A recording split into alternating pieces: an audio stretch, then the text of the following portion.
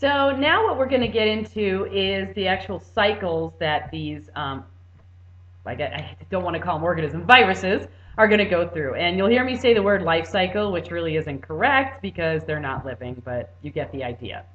So if we look at this slide here, and I can make this a little bigger. I apologize for my awful dogs barking, but you should be used to that by now.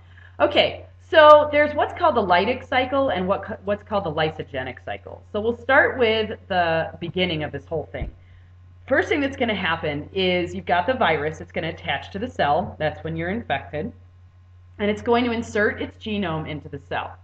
Now what's going to happen is that genome is going to become integrated into the host cell's DNA. So what we're going to do now is just go through that lytic cycle, or lysogenic cycle, sorry. Okay, so it's become integrated into the host cell's DNA. At that stage, when it's just become integrated, we call that the prophage stage or the provirus stage, same idea.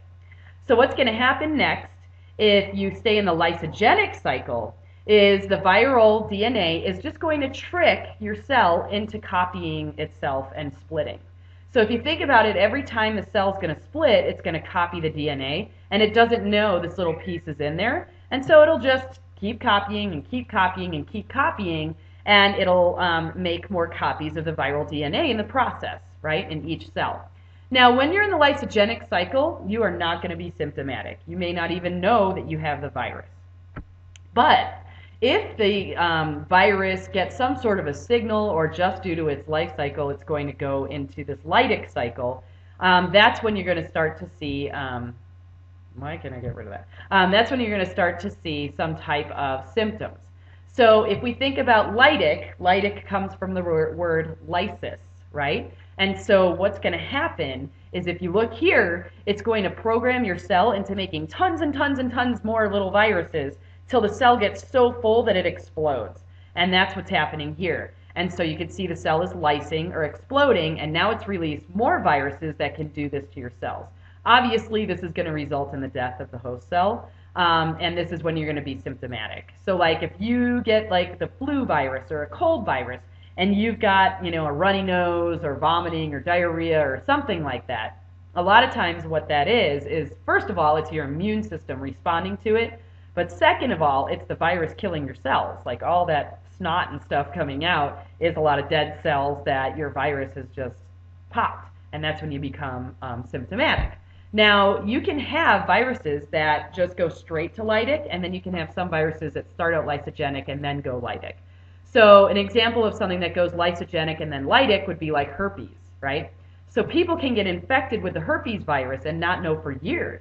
And that's when the cell is in the lysogenic cycle. And then something might trigger it, like lack of sleep or stress or sunshine or something like that, and all of a sudden it's going to go lytic, and that's when they have a herpes outbreak. So that would be an example of a virus that goes lysogenic and then lytic, and that's called a temperate virus. And then you can have some that go straight to lytic, and we call those virulent viruses. So those are ones where you basically are showing symptoms almost immediately after you get infected with it. I always tell this hilarious story, and this is so mean of me to tell, but it's so hilarious. My husband and I were on a flight to New York, and he's a total germaphobe, does not like viruses, does not like germs. I mean, nobody really likes viruses. But anyway, he's very tall, and so he's sitting on the aisle, and there's a guy across from him on the other aisle seat. And my husband fell asleep, and he's got his mouth open, and you know, I'm just sitting there bored. And next thing you know, I see the guy across the aisle go, achoo, and I just see everything go into my husband's mouth, and I was like, oh, oh my God, that's hilarious. I mean, that's awful. And so what happened was my husband woke up and was like, oh no, and he totally freaked out and took that antibacterial gel and put it in his mouth. Not like that would do anything. And so what happened was literally a couple of hours after we got off that flight, my husband came down with the exact same symptoms that guy had. So I'm guessing that was a lytic virus that he got sneezed into his mouth. It was disgusting, but awesome because it wasn't me. So anyway, that's going to be the difference between the two cycles.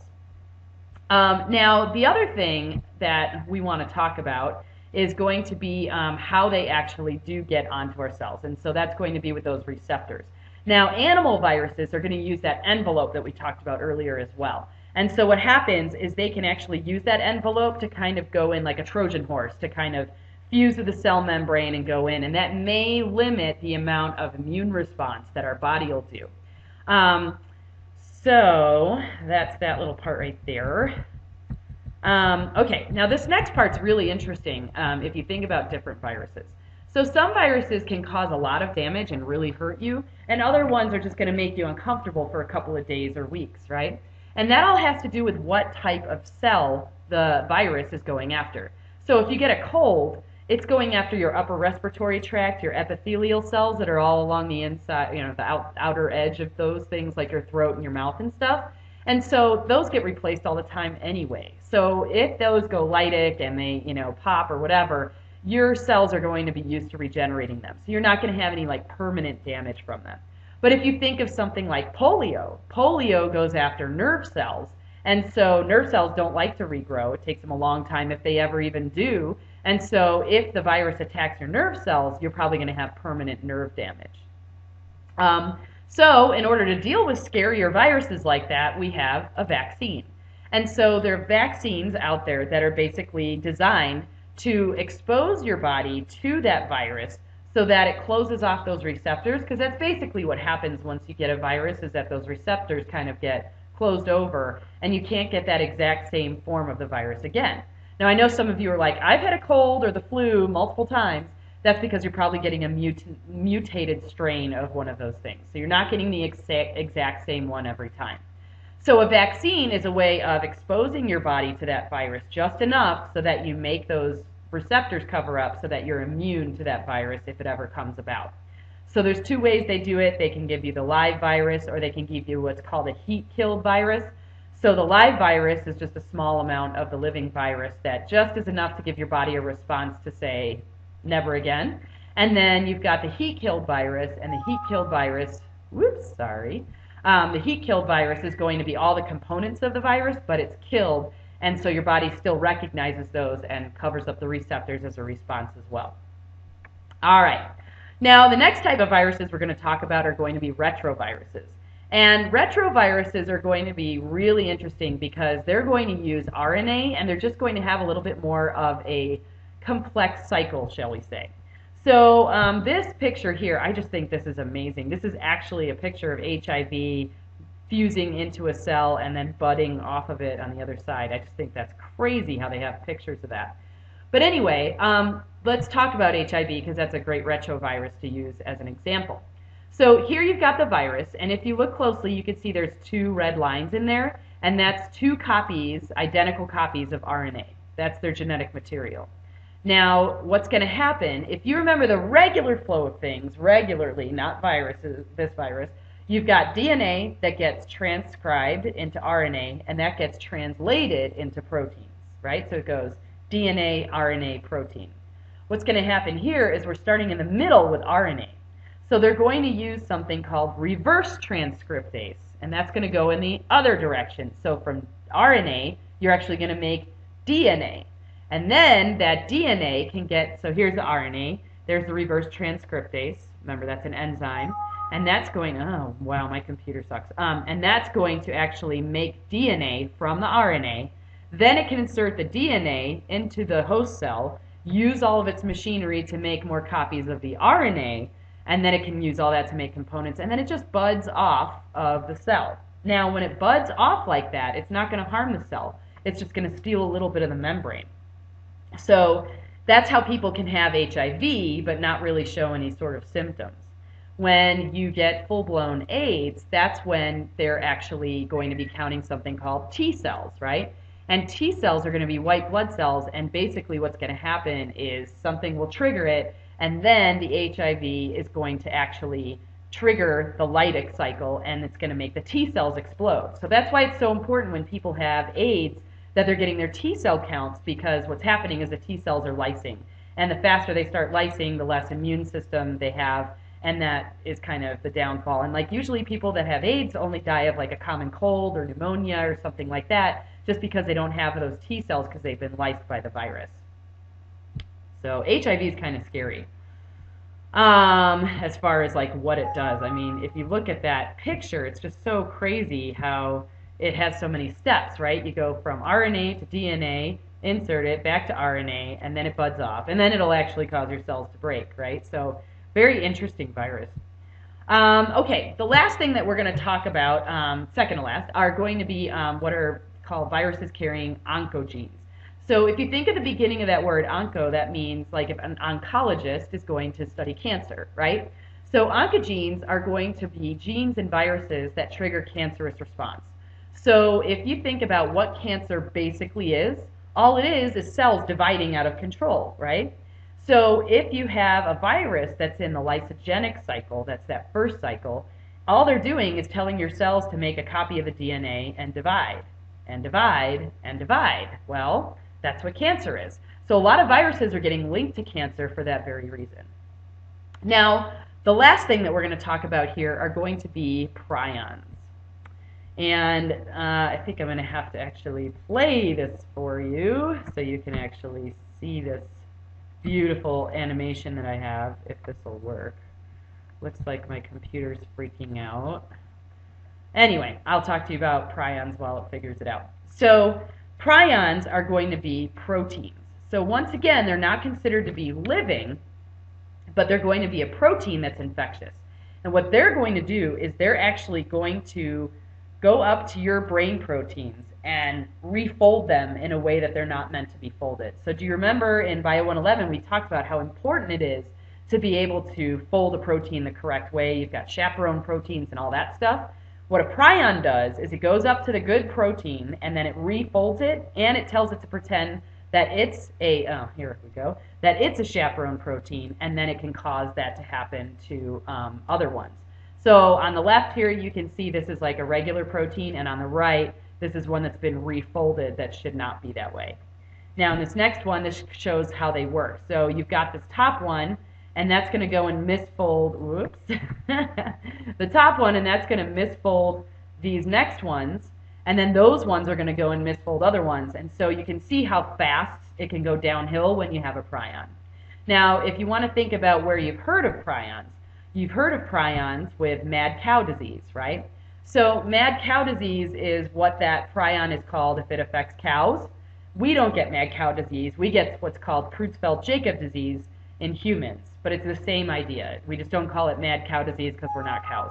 And then the other version of that is going to be what's called scrapie, and that's when it affects sheep. And sheep will kind of go crazy, and then they'll actually scrape against fences and rocks and stuff until they basically scrape all their fur and their skin off. It's an awful, awful thing. So Creutzfeldt-Jakob disease, very scary in humans. And where they think it came from was from, originally, I was just reading some stuff, they think that prions came from cows eating grain, too much grain, because they're not designed to eat grain. And then what happened was, as the cows were being slaughtered, they were feeding the cows the brain meat and all the organ meat, and that's where they think the prions are concentrated. And so obviously, if they're eating that, that's going to get in their system, and then we eat the cows, and so that's how they think it happened. But what's really scary is that prions are very, very difficult to fight.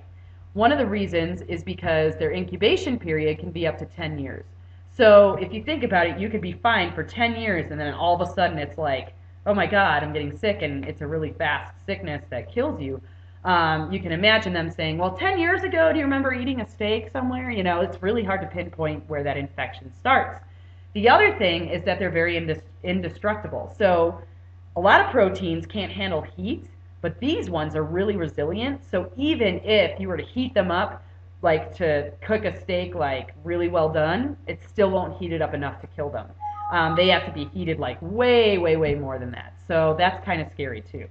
So prions, kind of similar to viruses, but different because they're just a protein. And then viruses are going to be DNA or RNA wrapped in a protein shell.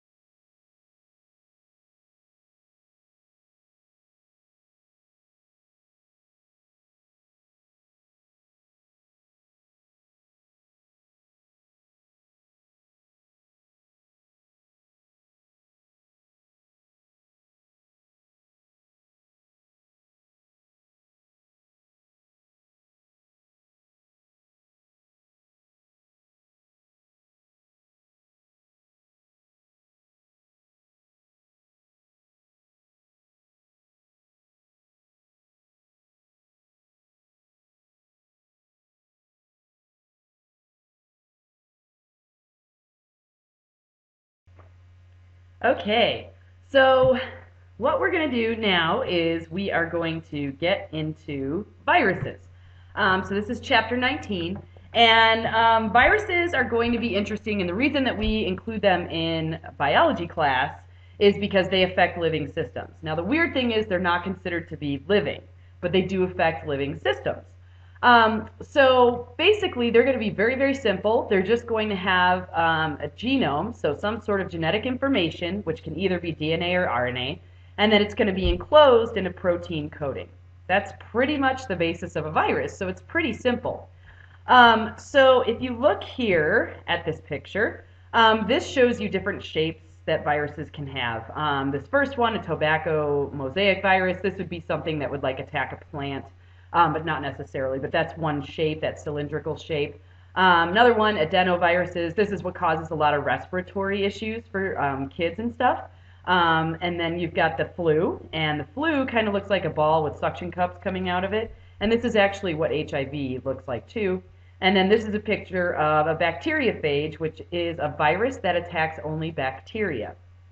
So couple of things I want you to notice. In red and blue, those are going to be the genetic material, and you can see that you can either have RNA or DNA in these guys.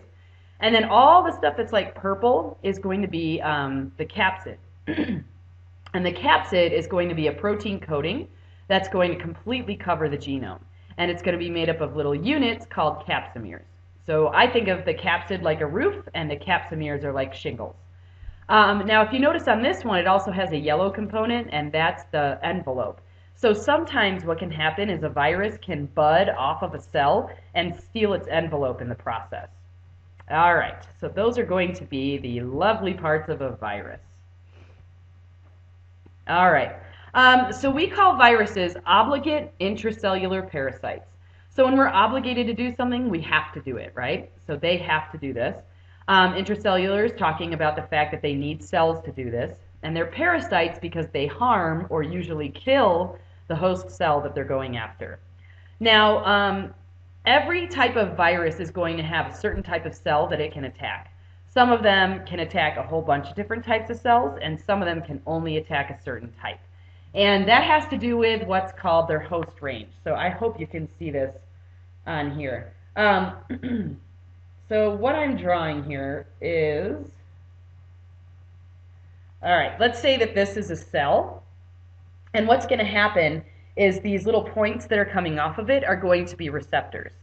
And so if the virus can actually click on to that receptor, then it can infect the cell. If it can't, then it cannot infect the cell. So that's why, like, if I'm sick and I have a cold, I don't care about hanging out with my dog, like worried that I'm going to give that virus to them, because that virus is very specific for the receptors on our cells, and it would never affect them. However, if we talk about something like rabies, rabies can infect dogs and squirrels and raccoons and us and apes and all sorts of different animals. So that kind of has more of a skeleton key that can fit a lot of receptors, and so we say that that has a very broad host range. So if you look here on the notes, it says there are some viruses like rabies and West Nile that have a very broad host range, and then you've got others that are going to only go after one species, like the measles or like the cold or something like that.